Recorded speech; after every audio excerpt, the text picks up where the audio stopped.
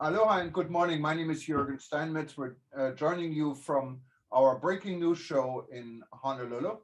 And with me, we have two guests today. And one is our co-host, of course. He's not really a guest. He's, he's our co-host. Is Dr. Peter Charlo. He's in College Station, Texas. And we have Alain St. Ange, who is in the Seychelles. So we'll And talk he is a real guest. He's a real guest. And we always start with the weather. So I'm really curious about the weather in Seychelles. But here in Hawaii, it seems to be a just beautiful day today. Nice beach weather. It's warm, but not too warm. It's about 26, 27 degrees, sunny. And it's going to be just a beautiful day. It's blue sky. And let's start with our guest. How's the weather in the Seychelles? Well, Seychelles is blessed by the weather patterns that we have. We always say it is beautiful one day and perfect the next.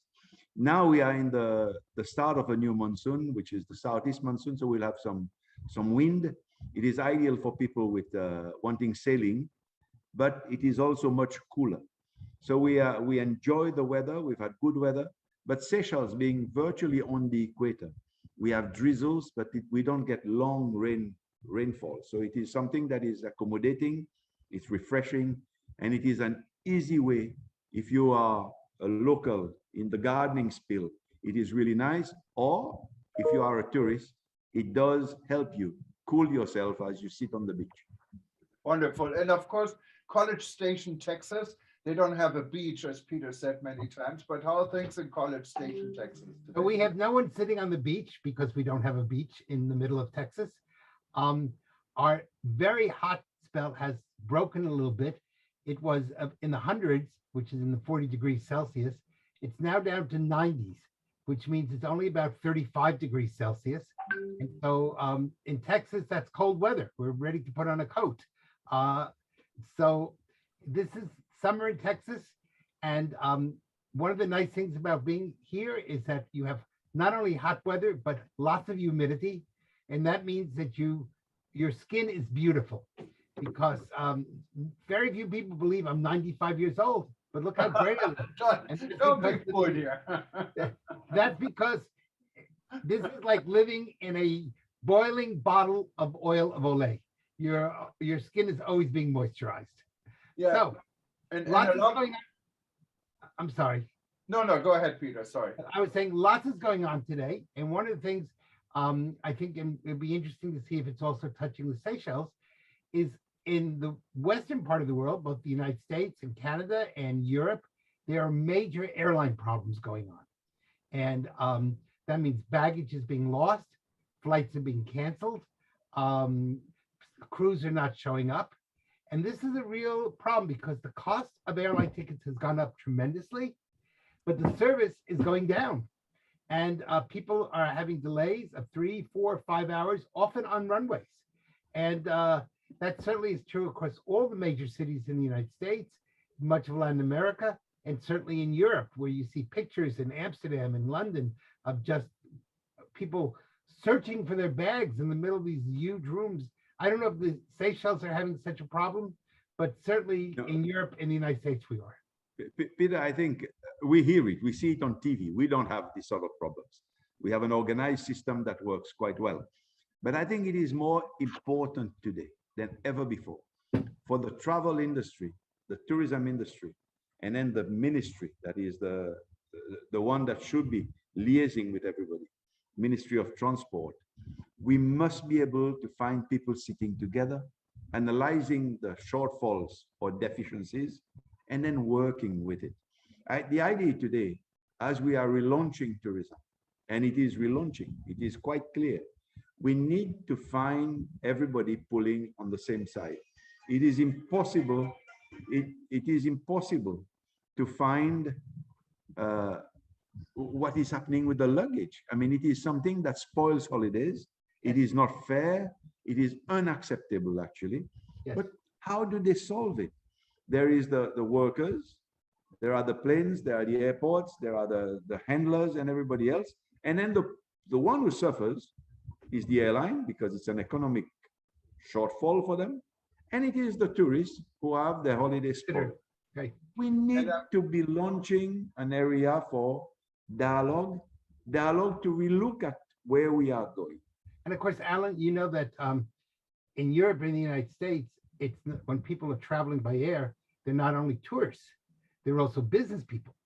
And in a place such as North America, where the distances are so vast, or the Atlantic community, if you lose some of your luggage and you're working on a business trip for 2 days, you have a major problem.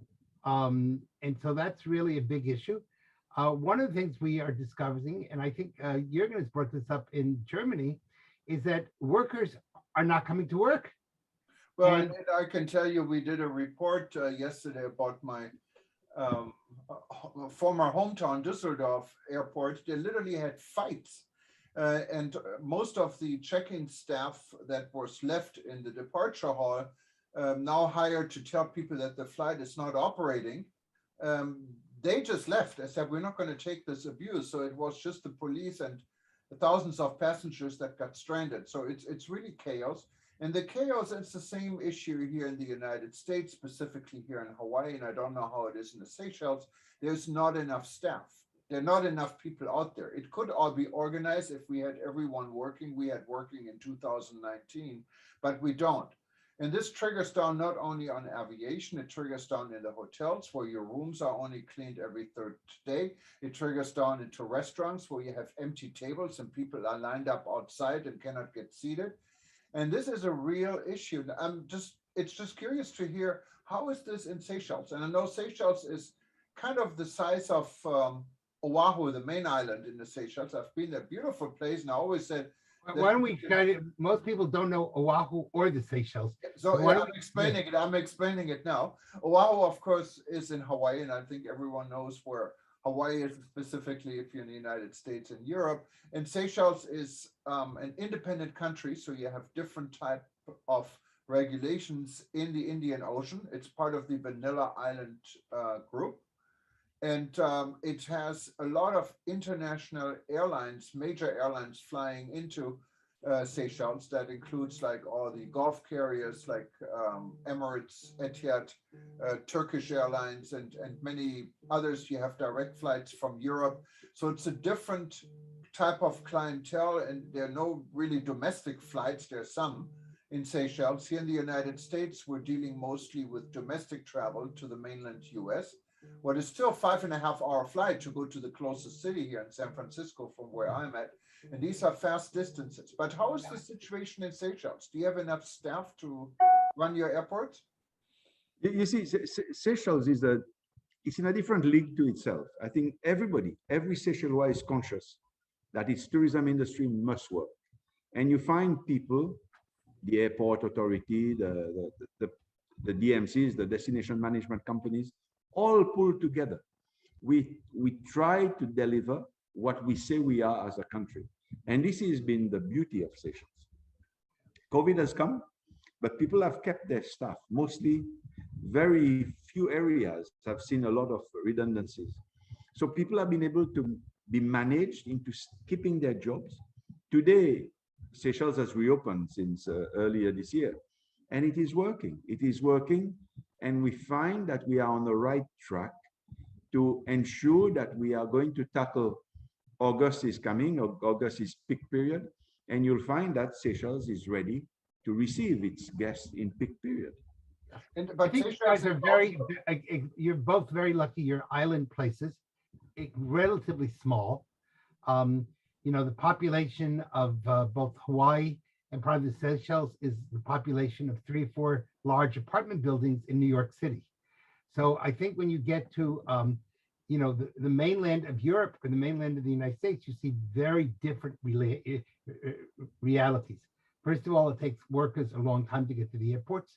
Secondly, there's a major problem, and that is that the governments, especially the US government, said that if you didn't get vaccinated, you couldn't work. And so we don't have enough air controllers.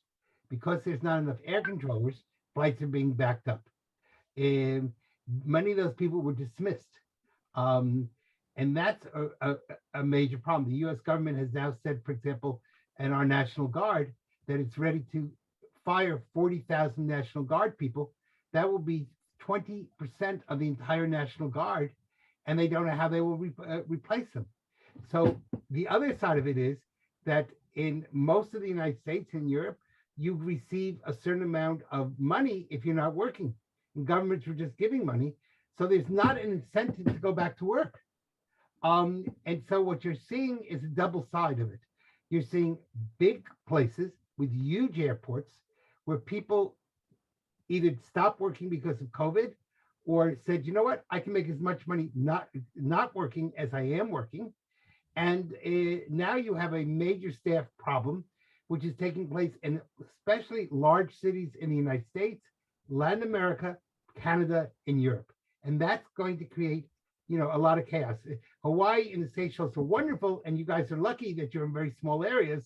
But when you get to big places, the problems multiply. It's not just they're huge. But Peter, it's in relation. It's not about the quantity of people. We have no, it's not in relationship. We have a state with 1.6, 1.7 million people.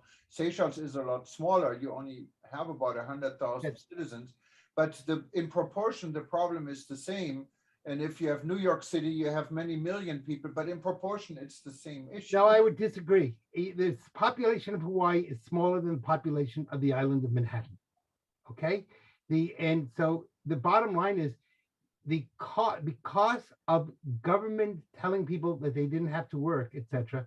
What's happened is, and especially New York State's generous, and I think they did it out of goodness, it's not a proportional situation. First of all, it was never proportionate because you have different types of traffic issues, different types of geographical issues, and it doesn't work statistically. That's not correct. It just doesn't work statistically. It's not a proportional analysis, and because you can only build buildings so big. If you did a proportional analysis, you'd have to have airports in New York the size of Honolulu, and you couldn't do that. It would become an impossibility. No, I really believe that there's an economy of scale. Right. There's an economy of scale. I studied in Germany, and I looked at the tourism angle of hotels, which were big hotels compared to what we have.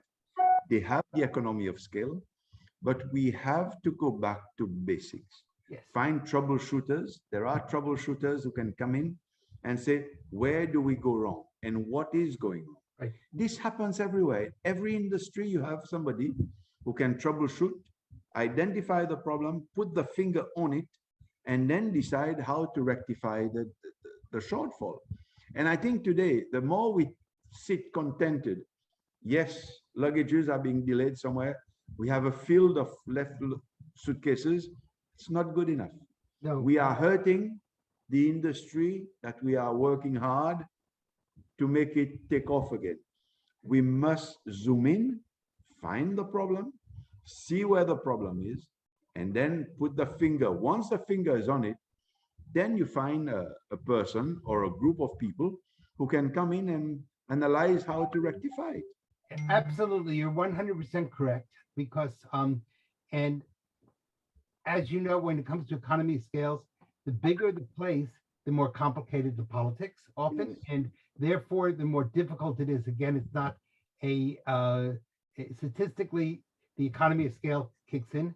Therefore, large places especially need people to come in who are outsiders and are not politically connected, who are not who are able to view the whole forest and not just particular trees. So I think your point's really well taken. The tourism industry cannot blow the summer. This is a summer when people are starting to travel again. And if travel becomes a nightmare, then we may discover that next year it's going to be very low. Especially, we have to take into consideration, most of the world is dealing with high gas prices, high fuel prices. There's certainly in the United States by next year we'll be in a deep recession. That recession will probably touch Europe also, which means that costs will have gone up and people's incomes will have gone down. And therefore, we better offer a good service and value for the dollar or value for your money, because if not, people will say, staycation, I'll stay home. And that's the last thing the tourism industry wants. You've put totally the finger on the issue. Value for money. Right. The one who takes his family on a holiday knows that they've paid, they're getting to such a place tomorrow. They need to be there with their luggage. They cannot be left behind. This is unacceptable in today's, in this world we're living in. So we must be able to deliver to the clients. And this is why, when I said before about troubleshooting, we need to find the reason why there is a problem. And no airline can sit idle and say, we have a problem, the luggage has been left, 1,000 pieces are there somewhere. This is not good enough.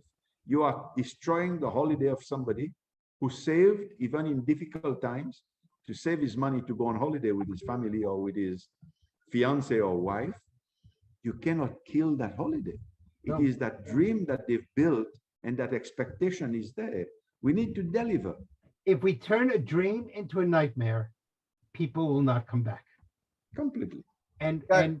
and the other side of it is, remember, in North America and Europe, airlines are not just for vacations, they're essential forms of transportation, because people cannot do business, and Zoom has helped a lot. But on the whole, people are, if we want to have meetings, if we want to have conventions, if we want to have trade shows, and you get to a trade show without your luggage, you got a problem. Yeah, no, Yeah. absolutely, Peter, and it triggers down. I mean, like Alain said, Seychelles is organized. It's a relatively small airport, and bags are delivered right away. Everything works perfect. But what about if the bags are not on the plane? That's not a fault the Seychelles has contributed to. It's the fault of the airport where a passenger took off from. And if the passenger took off after a 6-hour wait and tired and gets to the destination all excited to go to the beach, and there's no bag, you only have your winter clothes, you know, depending where you come from and what time of the year, that is a real problem. And Yeah, so I noticed now a number of governments have put out memos asking people when they travel to only take carry-on luggage. And that's going to cause another problem, because you can only put so much carry-on luggage on a plane. But people are becoming afraid to check luggage. The other side of it is that if you're going, say, from the United States to Europe or wherever, and you're taking children, and all of a sudden you're sitting on the runway for 4 hours before a 10-hour flight, you have a true nightmare. Trying to keep children under control for 14 hours is not an easy event, especially when you're not even flying, you're just sitting on the runway and information is not being given. And so what we're doing is we've got to come up with ways, and that means, and Alan is 100% right in this, we should be thinking through what are the problems and what are solutions. For example, if you're stuck on the airline on the runway for 4 hours, maybe they have to come up with a film, they have to come up with some games, they have to come up with serve an extra dinner, you know, come up with some way to entertain Just have people. to get their plane off the runway Right, and fly. right, I think that is the whole thing. They don't need to look for excuses. They yes, need to say, how do I get my passengers on board? yes, How do I get the luggage on the plane? And then we take off. I yes. think we must, all giving you another film is only a distraction from the Of reality. course it is. But the problem is, We if need you're to in a solve place the like, issue. if you're at Heathrow or Kennedy or O'Hare in Chicago, you can have 50 planes now backed up. You can't get on the runway. It's just not there. And so now you have in other words, if it's only one plane on a runway, it's great. But we're seeing now backups of 50 planes on runways. Now what do? We can't build another runway in an hour. I'm for playing bingo, you know, that's always exciting. So you can do But that. these are, I mean, what I'm saying is we've got to come up with some sort of situation. And then the other side of this is something I've always argued, at least from the American perspective. When we fly to Europe, we arrive early in the morning. The hotel immediately looks at us and says, your room won't be ready till 4 o'clock in the afternoon. You're now coming and you are basically a refugee with money. Then your plane leaves at 10 o'clock at night, but the hotel kicks you out at 12 o'clock in the evening, at 12 o'clock noon. Well, now again, you're a refugee with money. Now, again, if you're only a single person, that's not a big deal.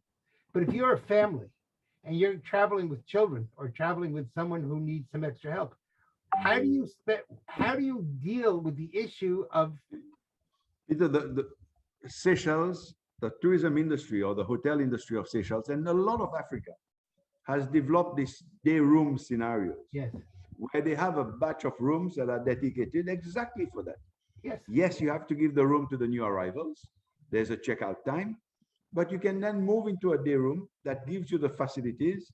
You won't have a sitting room inside your room, but you'll have a room where you can shower, you can lie on a bed, you can get dressed, you can leave your luggage.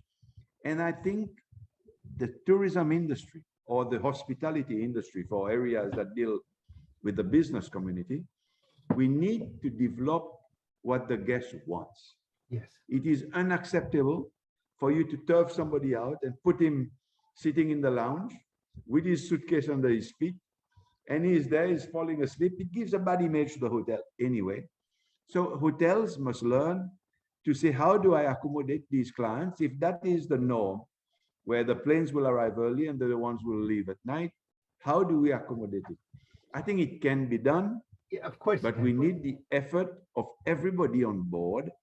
And this is where the dialogue needs to be open between the government as a facilitator, the private sector together, and the tourist representatives to say, how do we accommodate the requirements or the needs that is today developed in this 2022 era? We need to find that. And the earlier we do it, the better it is. Yes. And that means we have to sit down and we have to think through what are the problems, what are the real problems, what are possible solutions, and how does one part of the industry cooperate with the other part? Because very often they work independently. I doubt and that hotels and airlines coordinate checkout times with plane leavings. And then, of course, there are new schemes, depending, of course, in high season when you're back to back, that may not always work, but there are schemes where you get charged for 24-hour periods. And many times hotels actually sell a night twice or a day twice, especially airport hotels with day rooms. They sell to the passenger who leaves at 5 in the morning, and they sell it again for someone moving in at 8, moving out in the afternoon, and having the next guy coming in the afternoon.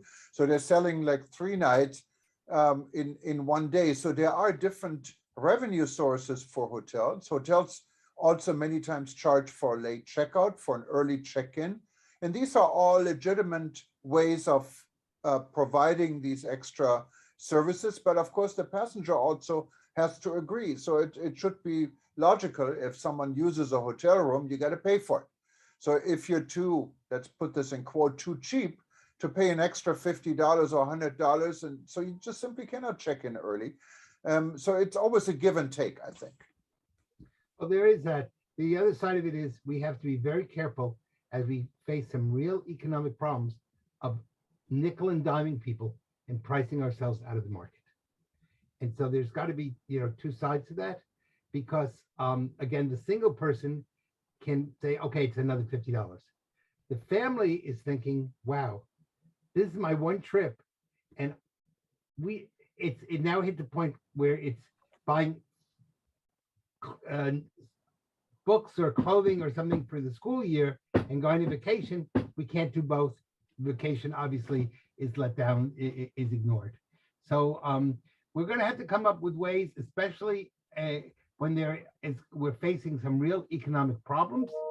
The stock market is down, the inflation is up, and these are going to be real issues that if we don't look at them, not from our perspective, but from the perspective of the client, of the tourist, we're going to have some real problem, because you know what?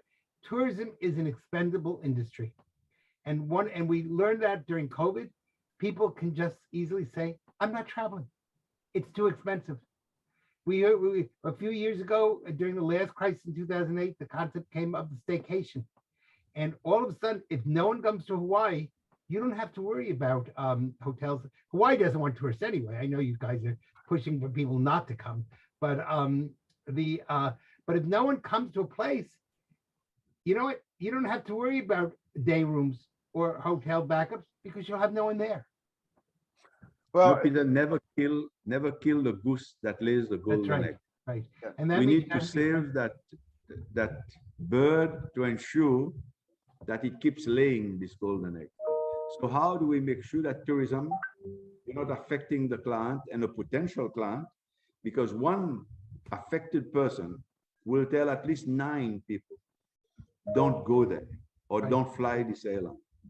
Whereas if Jorgen or yourself, Peter, have enjoyed the flight so much, Yes. and you tell one person that was a good flight. So we need to find a way to ensure that things are moving and that things are working. And I think this is what we need to aim for. And I think the whole industry must become realistic and don't take tourism for granted. Yes, I think you're 100% correct. And it sounds to me like the Seychelles is the place to go. I've never been there. Maybe one day I'll have the opportunity of going to the Seychelles, but it sounds to me like you guys really have your act together. Of course, you're a small country, but I wish that maybe you could become a symbol for bigger countries around the world, because the real issue is not being a small country. I think what you're really telling the world is you care. And when people care and people are worried about other people, then that really makes tourism true hospitality. And that's very important. See, the guiding light of Seychelles, we do what we have to do, but we have to protect our tourism industry. It is the pillar of the economy, Right. and it employs so many of our Right. fellow citizens, fellow Seychellois. So we need to ensure that it works. So we can do what we want, say what we want, but keep tourism going, facilitate it, make it work, make it clockwork in the way it operates. And I think this is the basic guidelines that we work with. And so many parts of the world have the exact opposite idea. And that's one of the reasons why tourism is not always as productive as it could be, and people don't appreciate the industry as much as they could. So I really congratulate the people of the Seychelles. You guys do a great job. Yeah, and if I You can know, add to it, I remember the time when Alain actually was the Minister of Tourism in Seychelles for several years. And when he was the minister, and he invented probably the biggest thing ever in the Seychelles, the carnivals of, I think you call it the carnivals of the carnivals. And it was a huge event for a relatively small country.